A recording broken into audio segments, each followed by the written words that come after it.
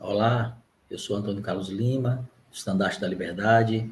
Estou aqui para mais um Evangelho em Foco, para conversar um pouco mais sobre a doutrina do Evangelho de Jesus Cristo com você.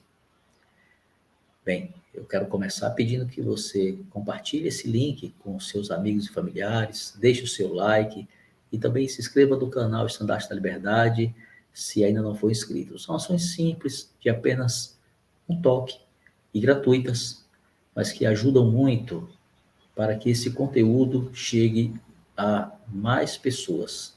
E é o que queremos, né? Que o Evangelho de Jesus Cristo alcance cada vez mais pessoas. Hoje eu quero falar com você sobre 4 ações que ajudam a centralizar sua vida e seu lar em Cristo. Um poema muito conhecido diz: casa é uma construção de cimento e tijolos. Lar é uma construção de valores e princípios. Casa é o abrigo das chuvas, do calor, do frio. Lar é o abrigo do medo, da dor e da solidão. Estabelecer um lar e não apenas uma casa deve ser o propósito da família e certamente exige o esforço de cada um de seus membros. Para que o lar seja centralizado em Cristo, todos os membros da família devem ter, primeiro, suas vidas centralizadas em Cristo. Quero então abordar 4 ações que podem ser essenciais no processo de centralizar sua vida e seu lar em Cristo. 1. Acalme-se. Um de meus hinos favoritos, no ponto máximo de sua mensagem, tem a expressão sossegai, sossegai. Que bênção é poder cantar que o meu coração goza calma, que não poderá findar. A vida tem se tornado tão veloz que é quase impossível a alguém sentir um momento de sossego, de calma. São muitos compromissos, agendas lotadas, responsabilidades que parecem só aumentar a cada ano. Às vezes, toda essa agitação do dia a dia pode tirar sua alegria e capacidade de concentração em coisas mais importantes. Porém, você pode agir com sabedoria e diminuir seu ritmo. O elder Dieter F. Uchtdorf ensinou: se a vida e seu ritmo acelerado e muito estresse fizeram com que lhes fosse difícil ter vontade de regozijar-se, então talvez agora seja um bom momento para voltarem a concentrar-se no que mais importa. Quais são as coisas que mais importam, nas quais você deve se concentrar? O presidente Dayton H. Oaks disse: temos que renunciar a algumas coisas boas em prol de outras muito boas, excelentes, pois elas desenvolvem a fé no Senhor Jesus Cristo e fortalecem a família. Um dos principais agentes causadores da frenética vida dos dias atuais é, sem dúvida, o constante avanço das mídias sociais sobre a rotina diária das pessoas. Há mesmo quem parece sofrer quando é colocado distante de seu smartphone por mais de 5 minutos.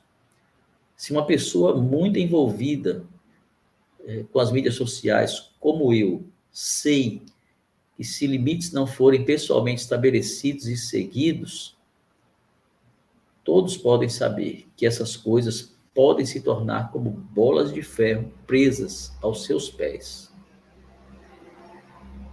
É possível saber que uma pessoa pode estar em risco de escravidão tecnológica quando ela não consegue deixar o celular de lado durante uma reunião da igreja, um passeio da família ou uma sessão de cinema, por exemplo.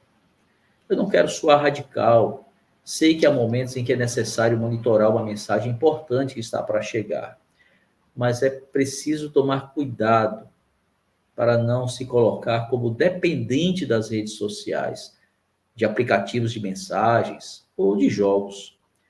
Se você não está esperando ou enviando uma mensagem realmente importante, necessária e urgente, ou não está usando o seu smartphone para anotar suas impressões sobre o que está sendo ensinado, e mesmo assim verifica suas mídias sociais o tempo todo, isso pode ser um sinal de que algo pode não estar bem com você.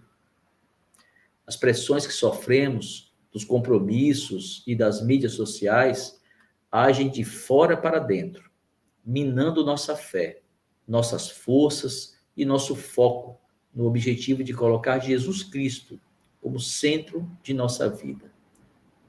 Contudo, há outro fator que nos prejudica muito.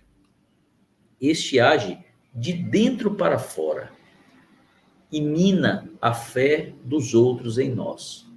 Trata-se da agressividade no falar e no agir. Melhor é o que governa o seu espírito do que o que toma uma cidade, diz o provérbio. Muitos acreditam que falar com agressividade e agir com rudeza são demonstrações de força, talvez de força mundana, mas não de força espiritual. A Escritura nos ensina que a voz do Espírito Santo é uma voz mansa e delicada. Somente os mansos podem ouvir uma voz assim, com clareza suficiente para transformar suas vidas. Com grande astúcia, o inimigo tem direcionado às mulheres esta cultura moderna da agressividade no agir e no falar. Ele sabe o que faz na tentativa de atingir os seus propósitos. Com palavras lisonjeiras, as mulheres são incentivadas a serem fortes, agressivas, diretas, e assim vão perdendo aos poucos sua leveza, suavidade e doçura, características que são apresentadas pelo mundo como sinais de fraqueza e incapacidade. Falando sobre isso, a irmã Margaret de Nadal disse: o mundo já tem muitas mulheres agressivas. Precisamos de mulheres ternas. Já há muitas mulheres grosseiras. Precisamos de mulheres gentis. Há muitas mulheres ríspidas. Precisamos de mulheres refinadas. Existem muitas mulheres que têm fama e fortuna. Precisamos de mulheres, de mais mulheres de fé. Já existe ambição bastante. Precisamos de mais bondade. Existe orgulho suficiente. Precisamos de mais virtude. Já temos popularidade demais. Precisamos de mais pureza. 2. Escolha e ame seu cônjuge eterno. Há quem diga que os opostos se atraem. Desde 1832 sabemos que é exatamente o contrário. Pois a inteligência apega-se à inteligência, a sabedoria recebe a sabedoria, a verdade abraça a verdade, a virtude ama a virtude, a luz se apega à luz, a misericórdia se compadece da misericórdia e reclama o que é seu, disse o Senhor. Este princípio se ajusta perfeitamente ao processo de escolha de seu cônjuge. Essa escolha, certamente a mais importante da vida, será essencial para criar um lar centralizado em Cristo. Se o cônjuge não for uma pessoa que deseja ter uma vida centralizada em Cristo, dificilmente ele lhe ajudará no seu processo pessoal de centralizar sua vida em Cristo, ou ajudará os seus filhos a fazerem o mesmo. Muitos jovens adultos temem fazer uma escolha errada quanto ao seu casamento e, tomados por esse temor, deixam o tempo passar, esperando, talvez, enxergarem uma seta luminosa sobre a cabeça de alguém escrito: aqui está a pessoa. Bem, como aqueles que já fizeram esta escolha sabem, este não é o método do Senhor. O método dele consiste em observar e aprender, escolher e agir. Você observar, você aprender, você escolher e você agir. Talvez alguém pergunte, mas eu não devo consultar o Senhor? A resposta é sim, o tempo todo. Mas tenha certeza que Ele lhe respondeu, e não seus próprios temores. Uma vez escolhido, ame seu cônjuge. Seja leal a ele, tenha confiança nele. como ensinou o presidente Monson. Escolha seu amor, ame sua escolha. Esta é uma época em que muitos casais permitem-se ter um tipo de relacionamento que em nada lembra o casamento. O casamento é sagrado. Ele é maior que o seu amor pelo seu cônjuge. O Elder T. Todd Christofferson citou: casamento é mais do que o amor de vocês um pelo outro. Em seu amor, vocês veem apenas a si mesmos no mundo, mas no casamento, vocês são um elo entre gerações, as quais Deus permite que venham e partam para a sua glória, e as chama a seu reino. Em seu amor, vocês veem apenas sua própria felicidade, mas no casamento, vocês são colocados em uma posição de responsabilidade para com o mundo e a humanidade. Seu amor é sua propriedade individual, mas o casamento é mais do que algo pessoal, é uma condição, um ofício. Assim como é a coroa e não simplesmente o desejo de reinar que define o rei. Assim é o casamento e não meramente o amor de um pelo outro que os une à vista de Deus e do homem. Portanto, o amor vem de você, mas o casamento vem do alto, vem de Deus, concluiu o Elder Christofferson. 3. Honre seus pais. O Senhor deu um mandamento ao seu povo, transmitido por meio do profeta Moisés: honra teu pai e tua mãe. Se você vê este mandamento apenas como uma declaração de respeito no trato dos filhos para com seus pais, saiba que ele alcança muito mais que isso. Não se trata de apenas obedecer a seu pai e a sua mãe, ou de seguir seus conselhos justos. Se fosse só isso, já seria muito importante, é claro. Mas há muito mais neste mandamento sobre ter sua vida e seu lar centralizados em Jesus Cristo. O presidente Daniel Oaks nos ensinou que o mandamento de honrar os pais está presente em todos os aspectos do Evangelho. Ele é inerente à nossa relação com Deus, o Pai, abarca o destino divino dos seus filhos, dos filhos de Deus. Esse mandamento se refere ao governo da família, que é pautado pelo governo dos céus, disse o presidente Oaks. E ele continua: outras manifestações desse mandamento incluem gerar e criar filhos, elaborar a história da família e empenhar-se para que as ordenanças de eternidade sejam realizadas por nossos antepassados falecidos, concluiu o presidente Oaks. É seu dever e privilégio honrar seu pai e sua mãe. É significativo que a primeira frase do primeiro livro, do primeiro capítulo, do primeiro livro, do livro de Mórmon, seja: eu, Nefe, tendo nascido de bons pais. Há algo mais sobre esse assunto que eu gostaria de abordar. Sou pai e avô. Sei a importância de um pai justo. Sei como são essenciais os dignos portadores do sacerdócio que presidem seu lar em retidão e que ensinam sua família com amor. Enos sabia que seu pai era um homem justo, e este reconhecimento foi muito importante para ele. Porém, devo admitir que, por mais que eu compreenda o papel de um pai justo, como líder de sua família, como provedor material, espiritual e emocional daqueles que lhes foram confiados pelo Senhor nesta vida, jamais poderei compreender plenamente o alcance da influência de uma mãe justa sobre seus filhos. Não estou comparando quem ama mais, ou quem se sacrifica mais, ou quem faz mais, se o pai ou se a mãe. Não seria justo com os pais, porque por mais que os pais amem, e eles amam com sua própria vida, por mais que eles se sacrifiquem, e sim, eles se sacrificam mesmo, e por mais que eles façam, e eles fazem muito, as mães são insuperáveis. O elder Jeffrey R. Holland ensinou que nenhum amor na mortalidade se aproxima mais do puro amor de Jesus Cristo do que o abnegado amor que uma mãe dedicada tem por seu filho. E o presidente Thomas S. Monson resumiu bem o que é uma mãe. Ele disse: entesouremos em nosso coração esta verdade. Não é possível esquecer nossa mãe e lembrar-nos de Deus. Não é possível lembrar-nos de nossa mãe e esquecer-nos de Deus. Por quê? Perguntou o presidente Monson, e ele mesmo respondeu: porque essas duas pessoas sagradas, Deus e Mãe, parceiros na criação, no amor, no sacrifício e no serviço ao próximo, são um, concluiu o presidente Monson. Quando Paulo escreveu a Timóteo, ele disse claramente qual era a fonte da grande fé de seu pupilo.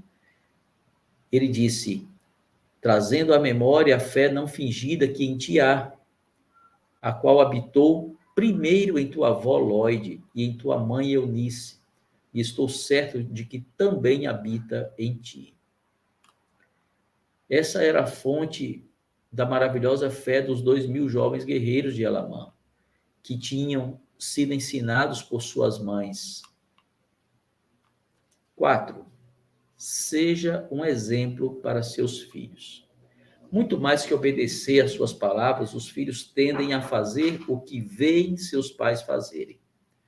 O próprio Salvador Jesus Cristo disse que fazia o que viu seu pai fazer. Os pais e mães devem lembrar-se da sua grande responsabilidade de criarem seus filhos em luz e verdade. Os filhos vão guardar isso em seus corações e em suas mentes e imitar o exemplo dos pais, mesmo nas coisas mais simples. Os pais devem focar sua ação naquilo que é essencial para que seu lar seja centralizado em Cristo.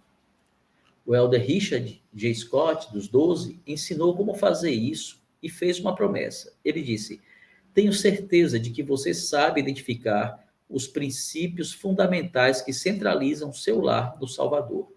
Os conselhos proféticos de orar individualmente e em família todos os dias, de estudar as escrituras individualmente e em família, e de realizar a noite familiar todas as semanas, são as vigas mestras essenciais da edificação de um lar centralizado em Cristo. Sem essas práticas regulares, será difícil encontrar o refúgio no mundo do mundo e a paz que desejamos e de que tanto necessitamos.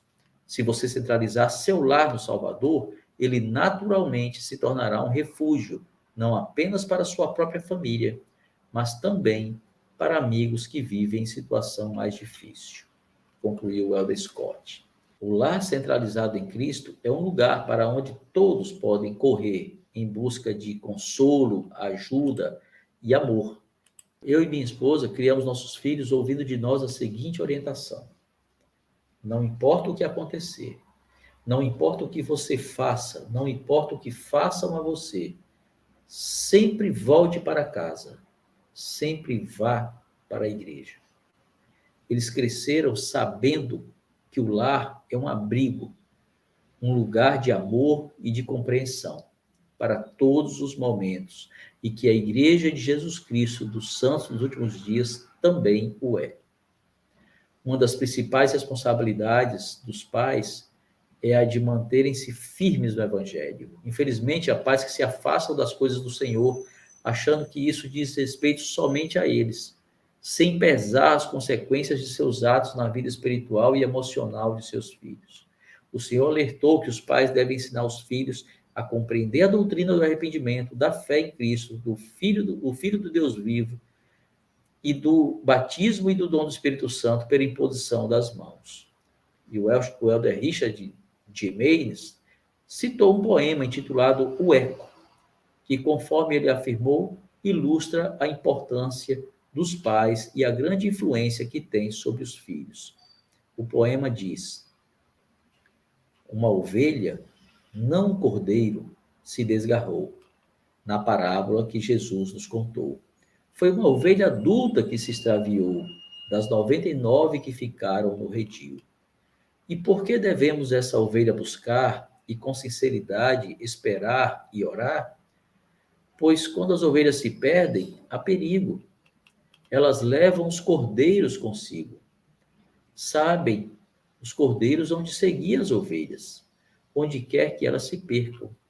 Se a ovelha se perder e andar a esmo, em breve os cordeiros farão o mesmo. Às ovelhas, sinceramente suplicamos. Pelo bem-estar dos cordeiros nos preocupamos. Pois se uma ovelha vier a se desgarrar, que preço terrível os cordeiros terão que pagar.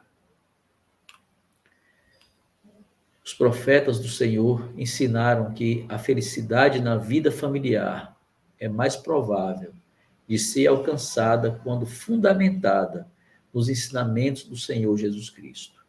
Ao buscar fazer os ajustes necessários para centralizar sua vida em Cristo, você também centralizará seu lar em Cristo e assim poderá alcançar a felicidade aqui e na vida eterna.